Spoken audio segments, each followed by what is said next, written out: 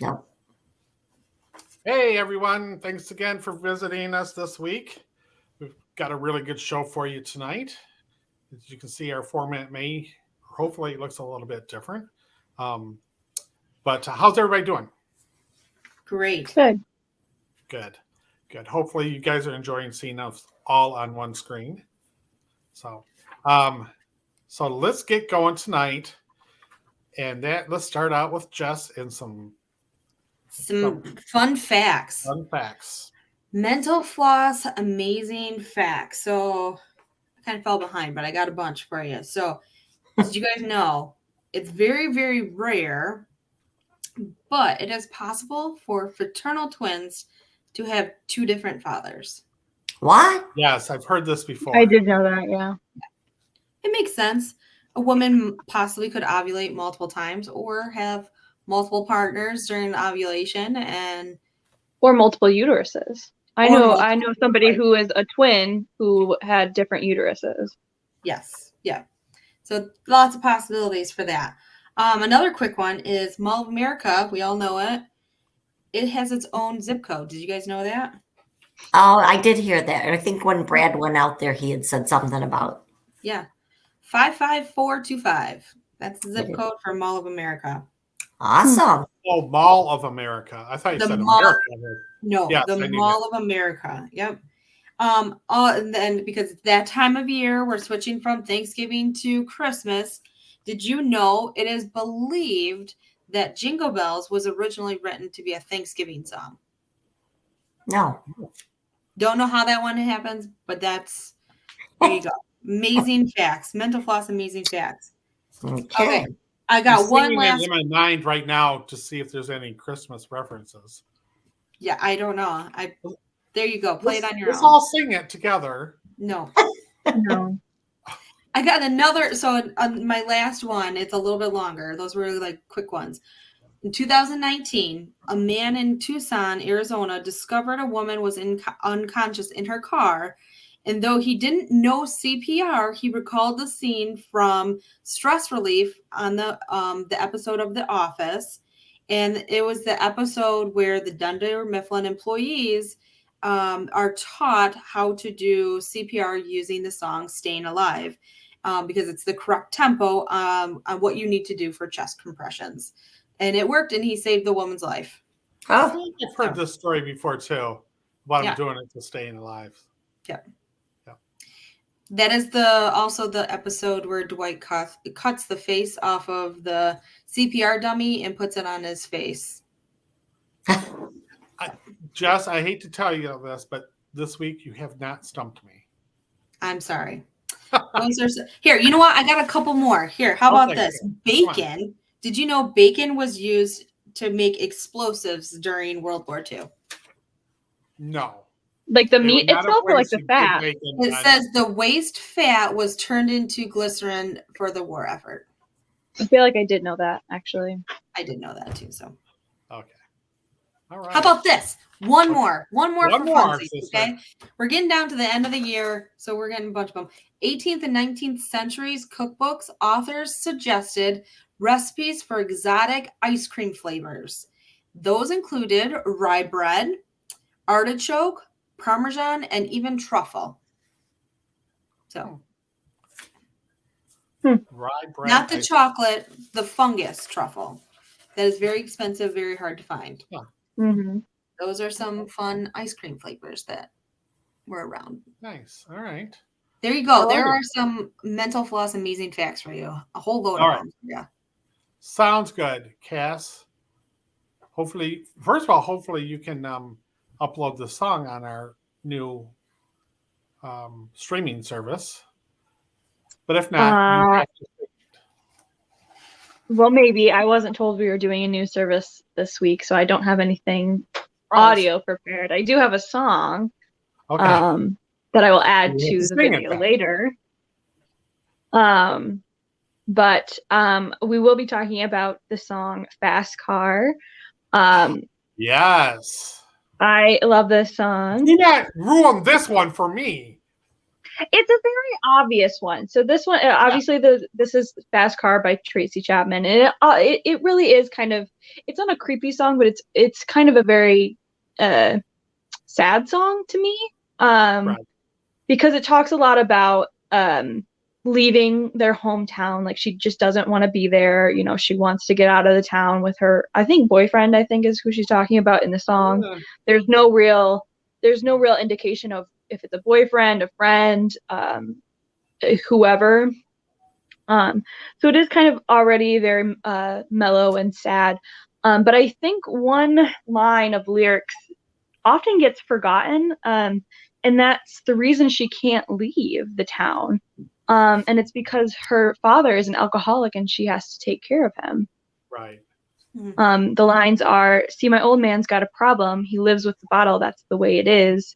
His body's too old for working. His body's too young to look like this. Mama went off and left him. She wanted more than life he could give. So somebody's got to take care of him. So I quit school and that's what I did. So the whole song up to this point is very like she's going to get out, she's going to leave. But this lyrics clearly state that she's not going to. She's not going to be able to leave because she has to take care of him. Which I think is very sad. Yeah. I maybe just because I've known her for a long time. I haven't personally known her for a long time. I knew her story for a long time. So I thought it was about, her and her girlfriend, we're going to leave this town where we can be ourselves and people, Right. It very well could be. That's a very good point. That it could be about her leaving, wanting to leave so she can openly be in a relationship with her girlfriend.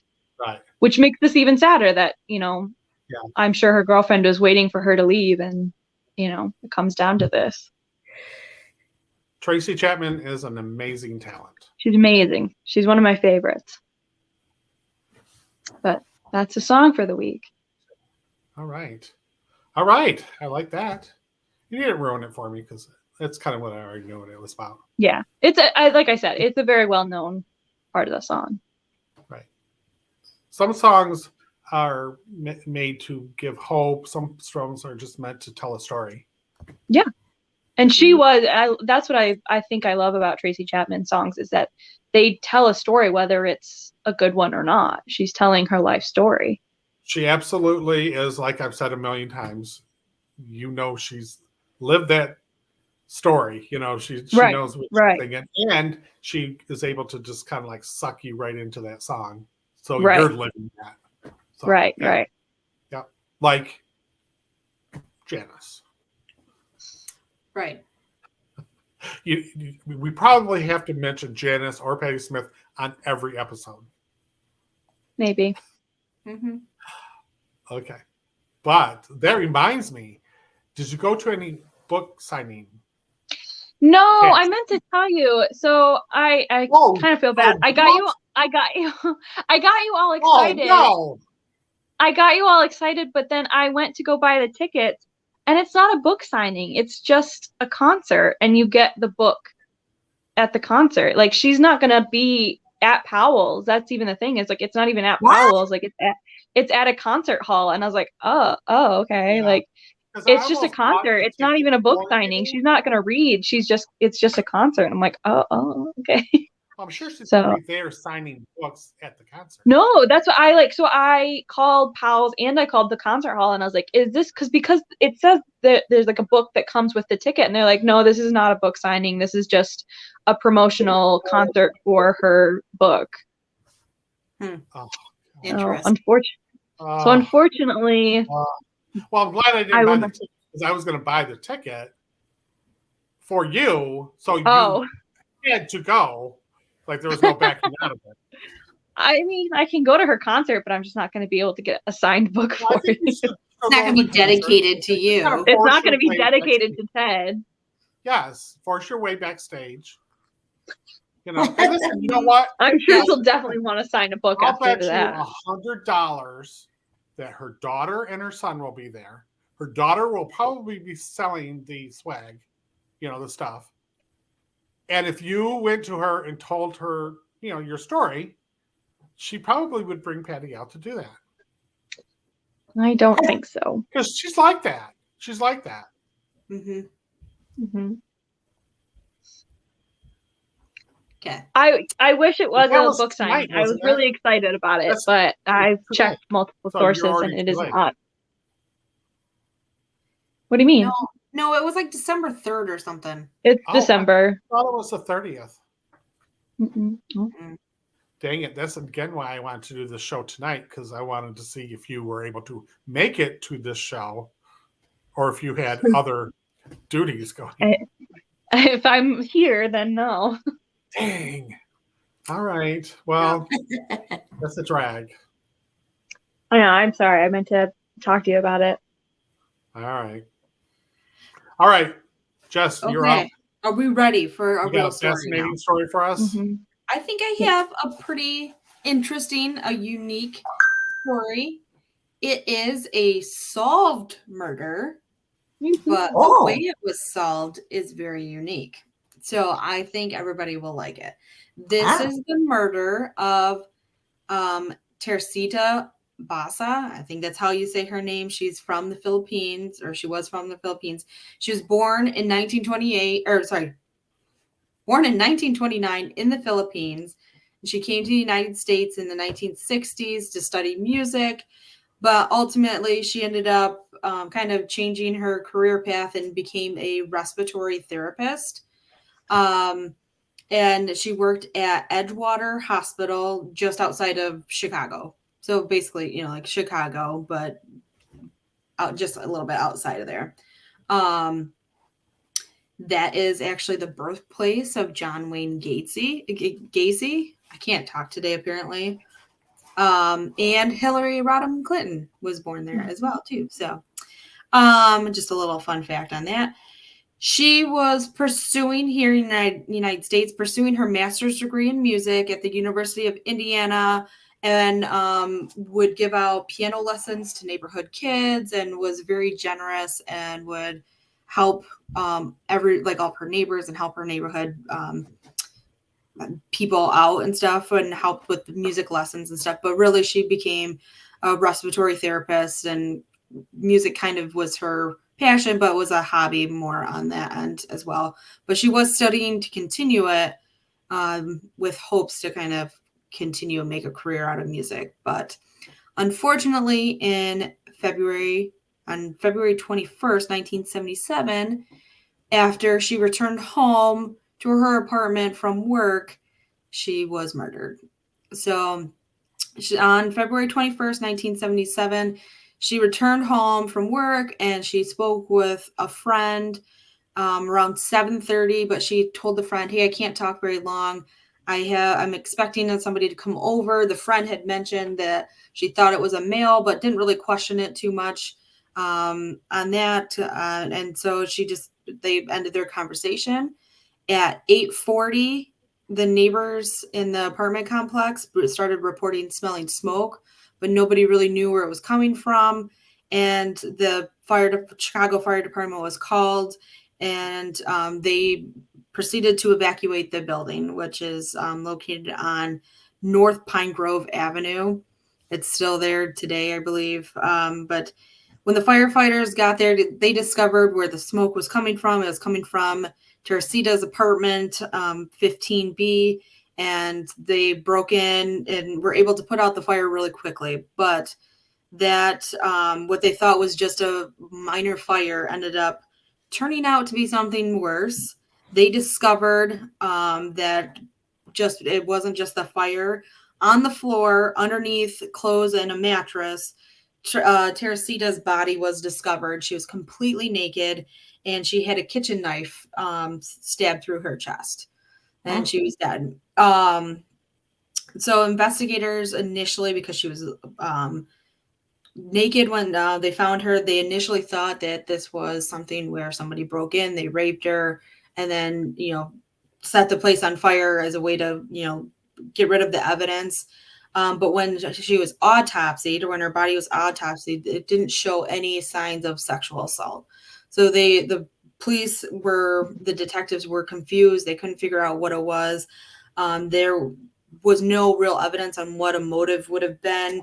And even though her apartment was set on fire, they could tell that there was a struggle and that it was wrecked. It looked like somebody had like ransacked it, but there was no clues that anything was actually missing, and nothing that caused them to like think that there was anything. The only thing that they could think of was that it was a robbery that just kind of went wrong for her.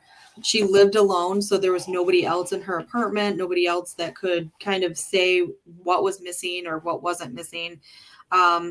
And so the only thing that they could really find that they really didn't even think was any clear evidence was a handwritten note by Teresita that said, "Get theater tickets for AS," the initials AS. That was all that they really had to go off of.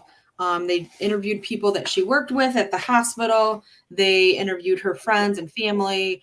Everybody said, she was well liked. She was very quiet and reserved, but everybody liked her. She never got married, but she dated, here and there. But she was happy with where she was in life. She was very dedicated to her job. People, the patients that she worked with, all loved her. So the cops were just kind of dumbfounded. This person that is supposedly loved by everyone, very quiet, keeps to herself. Why would she be murdered? Why would she, why would this happen to her? So weeks went by. They didn't have any leads to go off of. And then in July, the case ended up going cold after that, because they just had nowhere else to go. They had nothing to work with. In July of 1977, so like 5 months later, they had an unusual lead come in. And they weren't sure if they should take it seriously. They weren't sure what it was really about, but it was the only thing that they had to go off of. So Detective Joe Statula, I don't know how to say his name. He received a note when he went into work that the Evanston Police Department had called and wanted to discuss the Basa murder case with him, and that they had some information that they thought he might want because he was the lead detective on it. And that was to contact a Dr. Jose Chua. And so the detective and his partner, Lee Eppelin, they met with Dr. Choa and asked, and he asked them, kind of after just a little bit of small talk, asked them, "Hey, do you believe in occult or supernatural forces?" And so the detectives were kind of dumbfounded. Like they were like, what are we supposed to do with this? What is he really going to give us? But they listened to Dr. Choa tell his story. And he ended up providing some information that his wife, who also worked at the Edgewater Hospital with Teresita, his wife, Remy Bios, she goes by Remy, they believed that she was being possessed by Teresita. And not in a bad way. They had this feeling there was things that were happening that led them to believe that Teresita was trying to speak through Remy to have her case be solved and to be discovered, or the suspect be discovered. So they kind of went through, the doctor went through what had been happening. Remy had started having these dreams with Teresita in them, and she couldn't stop having dreams about her. She tried to just let it go, but it just kept happening. But the final straw for them came when Remy was apparently asleep and started talking and speaking in a different type of voice than her normal voice to her husband. And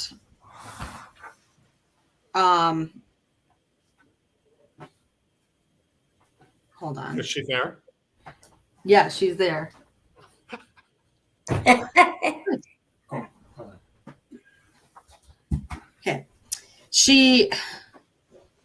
Hopefully we can edit this out.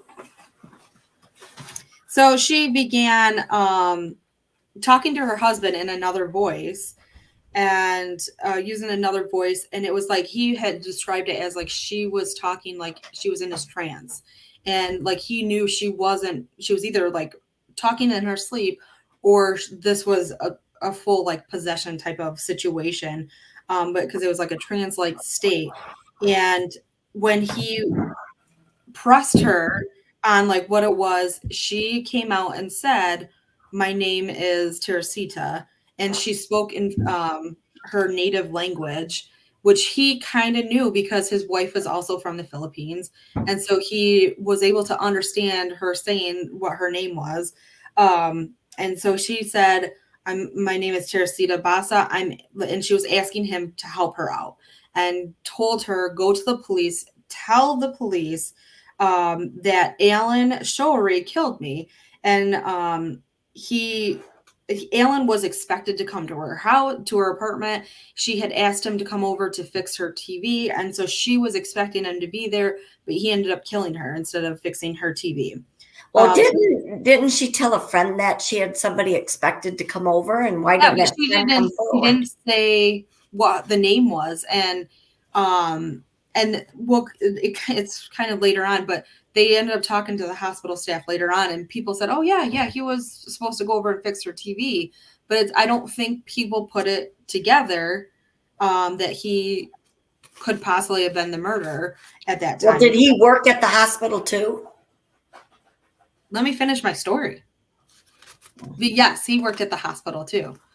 So, so when Remy, the doctor's wife, Dr. Cho's wife, woke up from this trance-like state, she had no recollection, no memory, no knowledge of talking to her husband and having this conversation with him. And so she was kind of, like, they were both kind of freaked out, but Dr. Cho decided, like, let's just forget about it. It's a weird coincidence. We'll just let it go. And they just that's what they decided, until like a week later, the same thing happened. But this time Teresita was angry and was yelling at Dr. Choa, asking, why didn't you go to the police? I told you what you needed to do.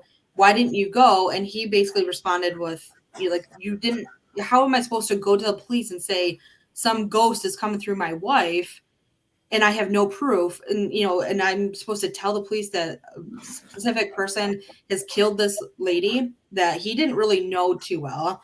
And so Teresita basically said, okay, you want proof? Here's the proof.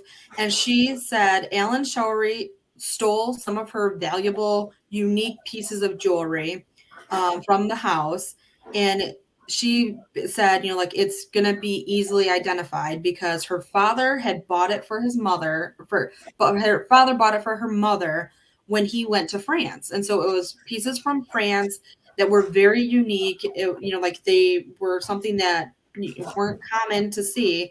And she said Alan Showery gave this jewelry to his girlfriend. She said his girlfriend has it, and she even provided Dr. Choa with family members and friends' names and phone numbers who would be able to identify the jewelry and be able to prove that it was hers, and that it was stolen, and be able to identify that it came from the family, kind of thing. So even though this is a bizarre story, the detectives, they took it seriously, mainly because this was their only lead. So they're like, let's see where it goes, see where it leads us. And because Alan Showery's initials matched the handwritten note that she had, that they found in her apartment, which is AS. And it wasn't like public knowledge that they found this note and that those initials were out there. So that was kind of something that it was either a big coincidence, or this is something that is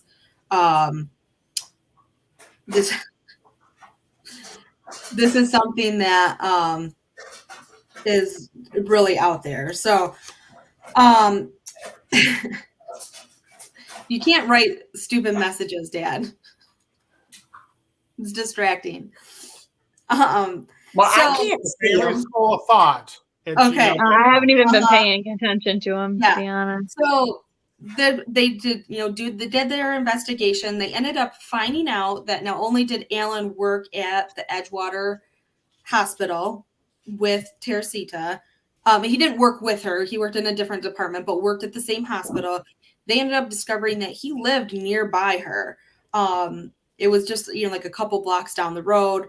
And she had asked him to do other projects around the house. She lived alone, so she needed, he was kind of like a handyman. So this was something that she often used him, or had him do like little fixes and stuff. So they were friendly. I don't know if they were friends, but they were friendly enough that she knew who he was. It wasn't a surprise, like she had him fix the TV, but it wasn't a surprise. This wasn't the first time that he had been at the house. That's what I've read. But when they started asking coworkers at the hospital, that's when people were like, oh, yeah. There was talk that he was going to go over and help her fix her TV. And so the detectives, they really didn't have anything to go off of, but they were like, they had that feeling of, okay, we're in the right direction. We're moving in that right direction. So they went to Alan Showery's house, and he was there with his girlfriend. And they said, hey, we're investigating this murder. And, we were talking to people at the hospital. They mentioned your name, said you were going to go over and fix the TV. We have some questions. Can you come down to the police station? And he went willingly. He was willing to cooperate. He had no issues with going, and acted like everything was normal, no suspicions or anything. And in the beginning, he denied going to her house or to her apartment to fix the TV. But when the detective said, hey, we talked to all these people, they all confirmed that was what was happening. You were supposed to go to her house. Then he decided to change his story, and which his story, basically, he changed it to, he went over there, but then when he got there, he realized he didn't have the correct tools to fix the TV. And so he decided to leave and go back home because he had an electrical issue at his own house or his own apartment that needed to be fixed anyway. So he'd come back another day. And that's what he told the detectives. So the detectives, they took him back home. But they believed that they had the right guy. So they were just trying to get more information. So they took him back home, and they decided, hey, we're just going to talk to the girlfriend. The girlfriend's name is Yanka Kamalak. By the way, I tried to find more information on her and on Alan Showery. Can't find anything beyond this story. So I don't know if they changed their names, what it is, but I wasn't able to really find anything. But so Yanka said, when she was talking to the police, she wasn't aware of any electrical issues at their apartment. She didn't know of any. And even if there were any electrical issues, Alan wouldn't know how to fix them. They would have called somebody else to come over and fix them anyways. And so his story started to kind of crumble. And then they asked her, hey, have you received any jewelry from him recently? And she admitted that he had ended up giving her some belated Christmas gifts, and she received them in February. And my thought process, just to kind of sidetrack on this, is this guy's an idiot, one, because you give a belated Christmas gift to your girlfriend in February. This murder happened on February 21st. Wouldn't you say it's a belated Valentine's Day gift? Right. So I don't know, but whatever. So belated Christmas gift that she got it in February, and she said, I'm wearing it now. And she pointed to this necklace that she was wearing and a ring that she was wearing. And so the detectives, they didn't know what the jewelry actually looked like. So they weren't sure if this was it, but it just felt right. They asked her, hey, would you be willing to come down to the police department? And we're working on this case. We have these relatives that say this jewelry was stolen. They would be able to identify it. And so the girlfriend's like, yeah, let's go. She was cooperating with them. And they called up to Teresita's, the people that she provided to Dr. Choa. They called up those numbers. Those people came. When they came to the police station and looked at the jewelry, the first glance that they looked at it, they said, this is Teresita's jewelry. It came from her parents. This is her jewelry. And they confirmed 100%. That's kind of where the end of the girlfriend's comes in this story. So I don't know. I'm sure she was like, all right, I'm out of here. I'm done, kind of thing. But once the detectives confronted Alan Showery about, hey, we have confirmation, Teresita's family identified the jewelry that your girlfriend was wearing as Teresita's. He confessed to murdering her and said that he did it because when he got there, he realized that there could be some value in some of the things that she had, and he needed money because he was late on his rent. And so he decided that when he went to go fix her TV, that he would go there and then, steal some stuff and everything. And he got there. He confirmed that she gave him some theater tickets, or that Teresita gave Alan Showery theater tickets as a thank you for fixing the TV. So it was like a payment on, here, you fix my TV, I'm going to help you out. She gave him those tickets and let him into the apartment to fix the TV. And when she turned around to like close the door, he attacked her basically, and then beat her up, and then stabbed her, and then took all of her clothes off and made it staged to look like she was sexually assaulted, and then put clothes on top of her and lit them on fire, and then put a mattress on top of her and lit it on fire, and hoping to destroy any evidence that there was there. The ironic part of all of this is he did this because he needed money to pay his rent. He wasn't able to steal enough to pay the rent.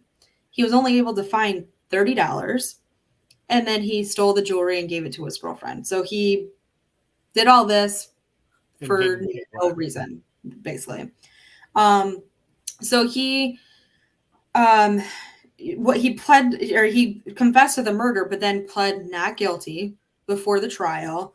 And then his trial was held in January 21st of 1979. But because of the circumstances around how he was identified as a suspect, the jury couldn't decide if he was guilty or not, and it was a mistrial. And so while he was awaiting for a retrial on this case, he served most of his prison time. And then he ended up having a change of heart and changing his mind and pleading guilty. There's some different stories on, why he decided to do that. Some say that Teresita haunted him in prison while he was waiting, so he decided to plead guilty. Others believe that his attorney said, hey, look, the evidence is there. Like, if you plead guilty, you're going to get less of a sentence. And which to me seems more correct on that. So, but he pled guilty and received a reduced sentence for his crimes. He received 14 years for murder, 4 years for arson, and 4 years for robbery. And he was released on parole in 1983. So he only served 5 years in prison. Oh my God. How can that be? Yeah. Yep. So it's like, there's not a ton of information on this, but it was, I don't know if you guys remember it because you guys were still kind of young at the time, but apparently it made like worldwide news because it was a cold case. And basically a lot of the headlines were like, a ghost comes back and finds her own murderer, and kind of, those kind of things. So it was just because of the weird and uniqueness of how they found who murdered her. Maybe that's how they came up with the movie Ghosts, because that was when that was made up by, sometime around then. That's pretty interesting. Yeah, maybe. I don't know. But some people like are, when I first heard this, I kind of thought, okay, Remy worked with her, maybe she witnessed it, or maybe she was kind of an accomplice of some sort, of this, and then she just had this guilt. And so she pretended to be possessed and stuff. But then once I kind of started digging into it, I'm like, it kind of makes sense. I get it, kind of none of them, the Remy and the killer, Alan Showery, and then Teresita, the victim, they all worked at the same hospital, but none of them worked together. So it's like they knew of each other, but they didn't really know each other super well. And then, so it's like, I don't know. But part of the Philippinian, whatever you call them. I don't know. The part of their culture, though, is they do believe that like the reincarnation. They believe, the ghosts coming back, and and that's something too. I mean, I think that's something that, and especially in like their culture too, right. So it's like, I think that's something too that, especially like a lot of like the Mexican culture or the Hispanic. I don't know if it's just Mexican or not, but they, with the Halloween, they I forget what they call it, but it's their day that they go and they spend time with their deceased spirits or their family members and stuff. Right. So, like, I think it does. Yes. So it makes sense in some, so because Remy, it was also from the Philippines that, like, and she knew of her, they, and I'm sure that they kind of bonded in some ways of that and having that same culture and background. That may be why she came through to Remy, and, but, having the doctor, I did read some articles that were kind of quoting him that he's like, I'm a doctor. Like, I don't really believe in this kind of stuff. I believe in science. And, so he's like, but this is what's happening. Like, how can I deny it when it's happening to me, basically? How about the police? So, like when they first went to the police, where the police just blown it off? No, well, that's what, yeah. So it looks like, like they were in disbelief of like, like this can't be real, but also it was the only lead that they had. So like, we might as well follow it. Let's just figure this out. They probably had one detective there who this was kind of in his culture to believe this. And he probably spent weeks trying to convince the other ones. Yeah. Well, and that's what, it kind of sounded like they were like, okay, like whatever, but we might as well go talk to this guy. His initials match the note. So it's worth talking to him. That's kind of what I got out of it, is that they weren't fully convinced until they actually went and talked to Alan Showery. So her apartment must not have gotten burnt so bad. No, that's the thing. There was a lot of smoke, and they evacuated the building and stuff. So they were able to locate where it was coming from. And there was very little fire damage. There was a lot of like smoke damage, but there was very little fire damage. And so they were like, oh, we saved the building. We, like it was like a kind of like a celebration at first. And then, pull up that mattress and realize, oh no, this is much worse than what we thought. So it's kind of like a story that's in the news today. I don't know if you guys seen that, but this 15-year-old girl got catfished. By the police officer. Yeah, by a police officer, and he went and killed her family and burnt their house down. Yeah. And I'm not she's not dead. She's in the hospital, but I'm not sure what he did to her. But yeah, I did. I haven't read that story 100%, but yeah, I did read that. So I didn't see that. How are those similar? Other than the house fire. The house fire. I think those are not similar at all.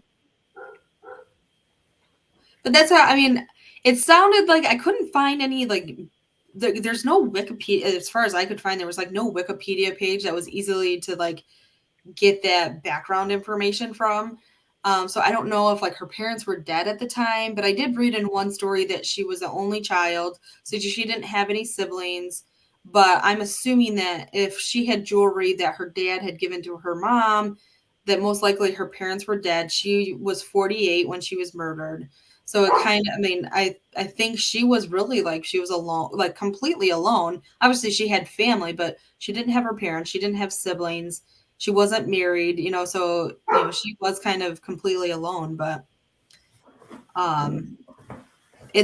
one thing too is because she was that I kind of found again, I think the guy is a little bit of an idiot. Like, you could have just stabbed her, left the apartment, not set it on fire, and then she wouldn't have been found for days, weeks maybe, because maybe people would have called her, and I'm sure her work would have started like asking questions and stuff, but they found her within a couple hours. So because he set it on fire, she had the phone call with her friend at like 7:30, and then the police or the fire department was called at like 8:40. So an hour after She started her call with a friend. So it was like they found her within, I would say within 2 hours, maybe, so too bad she wasn't still alive, but right. just, like where if he would have just stabbed her, left her under that mattress and left, it would have been in maybe the next day at the earliest when she didn't show up to work, Right. So. Right. And all because he just needed rent money and all he got was $30. It's crazy. Huh. So I think there's more to that story than, he probably tried to. There was maybe there's more that he didn't admit to or whatever, but it was on Unsolved Mysteries, the TV show. It was on that show when it was originally airing in the 90s. But it was one of the very few that was a show that was, or the story was a solved murder or a solved situation, where most of those were unsolved cases, cold cases.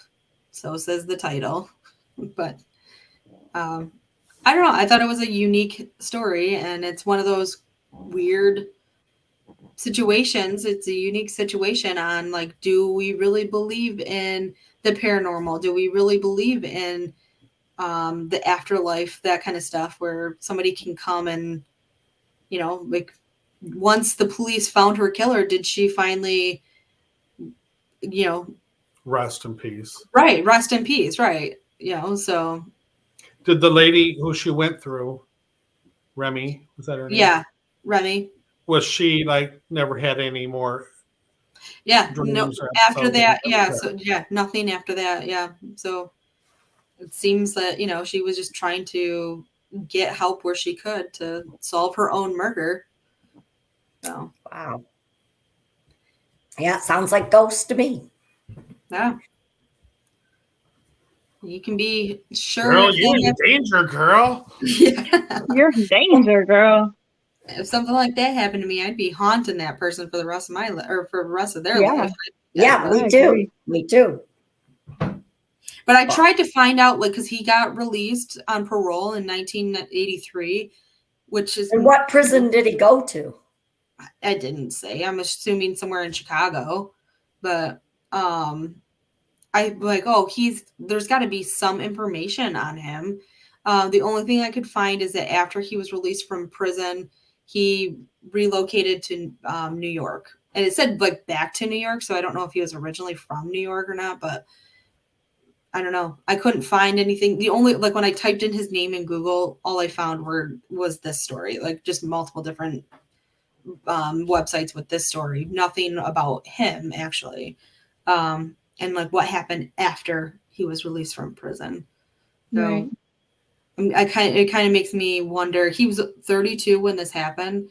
So he served 5 years in prison. So he would have been still in his 30s, late 30s when he was released. So it kind of makes me wonder if he changed his name, because like, how are you supposed to live? Like, you were convicted of murder. But wow. Yeah, who would hire him? I mean, yeah. I guess well, even if you change your name, you still have to have your conviction record on record. Right. But also too, I mean, this was back in, like he was released in 1983, where we don't have social media. We didn't have social media back then, so like just the connection that you're hiring somebody, are they really going to call that town and get that information? Right, exactly. Right. No, so that's, moving from Illinois to New York was probably enough that what he needed. Right. And, never even questioned. Right. Right. Huh. So. Wow. And the same with, like his girlfriend. I don't know. I tried looking up her name too, and I couldn't find anything either. So I don't know, something along, with that. But if she was young enough, maybe she got married and changed her name, and that was, changed her last name, and that's all that was needed for her. But right. Huh. But that is. Well, interesting story. Yeah, it's a good story, but it's still a sad story, but it's a great that they were able to find the killer. I believe that. I believe that can happen. I don't know why it can happen only certain times. Right. If she can do it, why can't every person that's been murdered? Exactly. Right. Well, I think some of it, I mean, you watch all the TV shows and movies and stuff, and I can't remember. It's a ghost TV show, and I can't think of the actress's name, but she was in Party of Five, and you're not talking about Scream, girl, are you? No, she wasn't in Scream. She was in Can't Hardly Wait. She was like 90s heartthrob. Jennifer Hewitt. Yeah. She had that show. Yeah, she had. I don't remember what it was called, but like Ghosts, I think, or something like that. No, it was Medium, or no, not Medium. I don't remember, but she was. It was a TV drama, and she was a psychic. Yeah, she was a psychic medium, and it was a good show. Really, yeah, it was a good show, but it was kind of the same. It was kind of the same situation where the ghost would come to her and say, "Hey, this is how I died," and she would get in touch with the family, and and kind of provide that guidance. And then once those ghosts, told their story or what happened, and their family had that, knowledge, they were finally able to rest. And they transferred over to the other side, So I'm like, that's kind of what I feel like with this situation. But I thought it was a fun story, not a fun story, but we always talk about, where are the psychics? Why can't they tell us what happened? And this is what happened in this case, is that, she came through somebody else. Yeah. Go ahead. I'm sorry. I was just going to say, I think it's a lot like what you said, Jess. I think the reason we don't see it as often is probably just because her and Remy had that Filipino culture background, and they had that, connection of that culture is very connected to the other side, very connected to believing that there's the soul is there if the body is gone, kind of thing. Right. So I think that's why maybe even Remy trusted her instincts on the possession kind of thing. Right. I think though too, with the spirits, and with some of the unsolved murders and those types of things, with this, the ghost or the spirit of the person, maybe it happened so quickly that they don't really fully understand what happened, and they don't realize that they're even dead. Think of Sixth Sense. Bruce Willis didn't know he was dead until the end of the movie. Spoiler alert.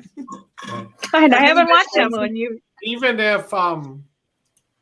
Even if you did get murdered and it takes you a minute to figure out that you're dead, doesn't mean you remember how you got murdered. Right, exactly. Right. Yeah. So I think that's part of it too. But I mean, I don't know. It'd be nice if some psychics, but I think too, the JonBenet Ramsey, who did it? Who, what really actually happened?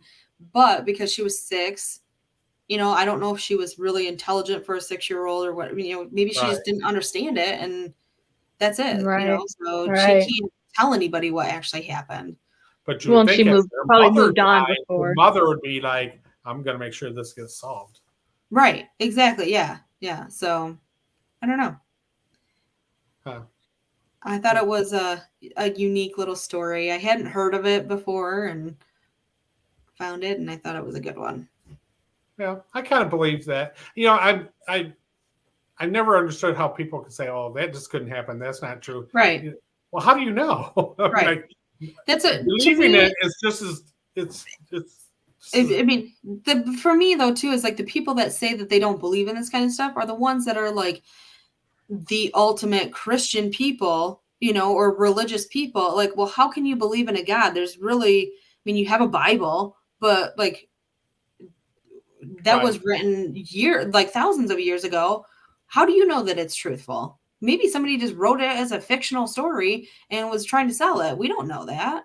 Right. There's clear evidence, but that's something too. How do we know that there's a God? We know there's evidence of, Jesus living on earth, or somebody called Jesus, or, Right. There was a man who walked this earth. Somebody that's probably more called Jesus, not Jesus, and is, not a white person. You know, let's be realistic about it. But well, I also don't think Jesus is the actual name. I think it was a translated name. So I'm sure it was a Hebrew name. That's where I kind of question. So that's all the apostles are not John, Paul, and Mark, right, you know. Right, and Matthew. But all the memorizing we did. I know.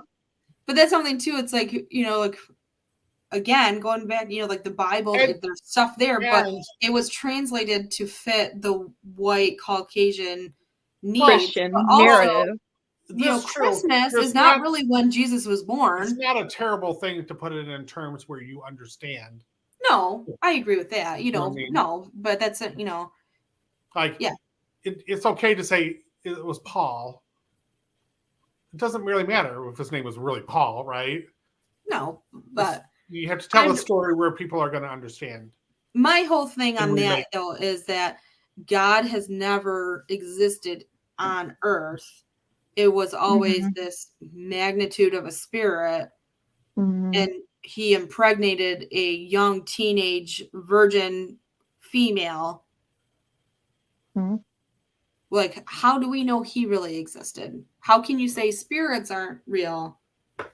And the, you know, poltergeist can't, you know, like that doesn't exist, but you believe in a God that, and basically raped a young teenage girl. I believe in it all. I do too. And there you go. I think that's a good way to put it, though.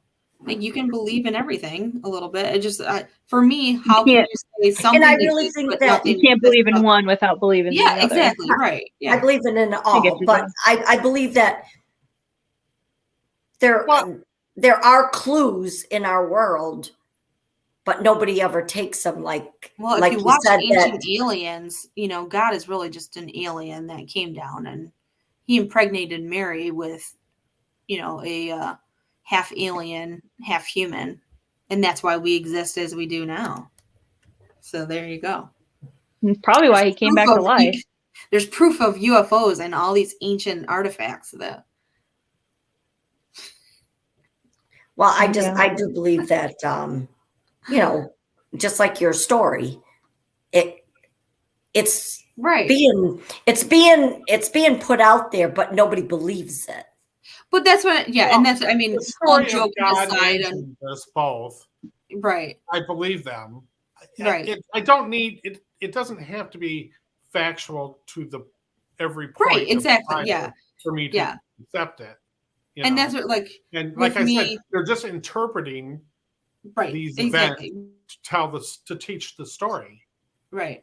You know, and that's what, you know, I think you can't believe in one and not the other, or how can you? And you can believe in. How can you can believe in a little bit of it, or you can believe in all. Right. Of it. Exactly. Right. And that's what, you know, like you can't judge somebody else for what they believe in because you believe in something else.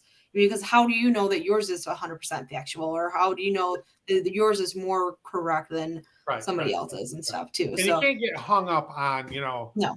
You know, and like, let's look at the fact, like, why are we alive? How do we exist? What are we here? What is our real purpose on the earth? And let's get real philosophical on that. And what's the answer? Well, there's a purpose for everybody, but we just don't know it, and we're living this earth because of that purpose. What's that? And until we fulfill our purpose that God wants us to fulfill, then we will be stuck here on earth forever. There's a season for everything. Yeah. Turn. Are we just cattle being raised by aliens for slaughter? Yeah.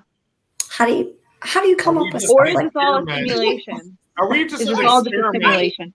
Right. Some other species. Exactly. Yeah. Or is this real happening? Is this really happening? Or is this just meant to be a fact? Well, still somebody had to create that species, right? Image. There had to be a creator at some point. Right. Of whatever. But how do we know who the creator is? Yeah, there you go.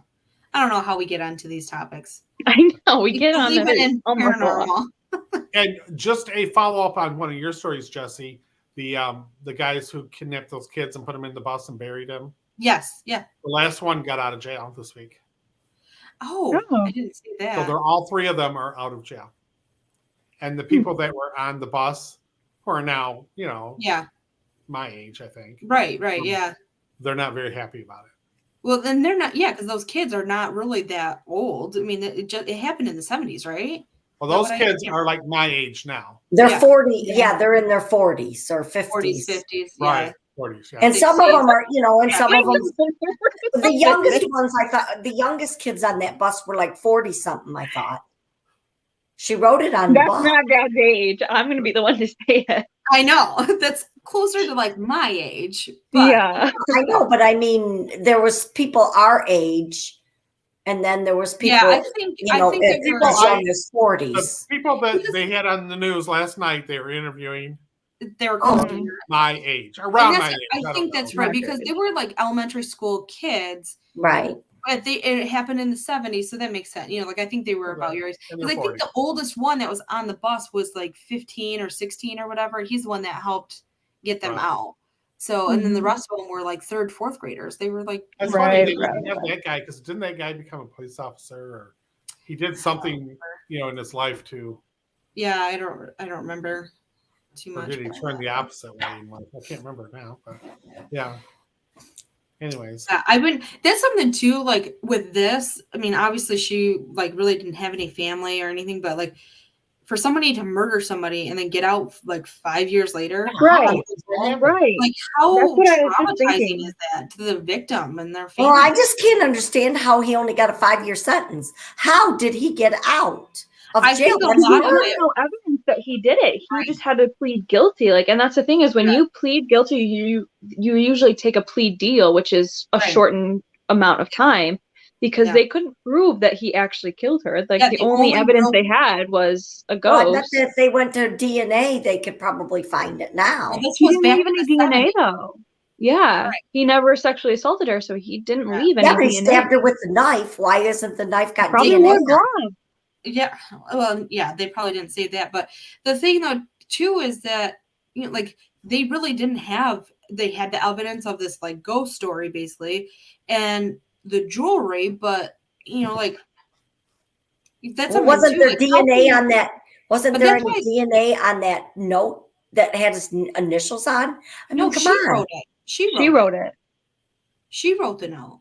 Okay, I got another question for you too, and then we need to wrap this up. But because we really are limited to an hour. But I wonder, has anybody done any kind of story on where he's at today?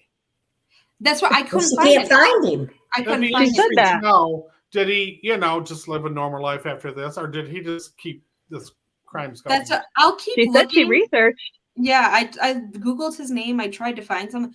I could only find there's a lot of stories about this case.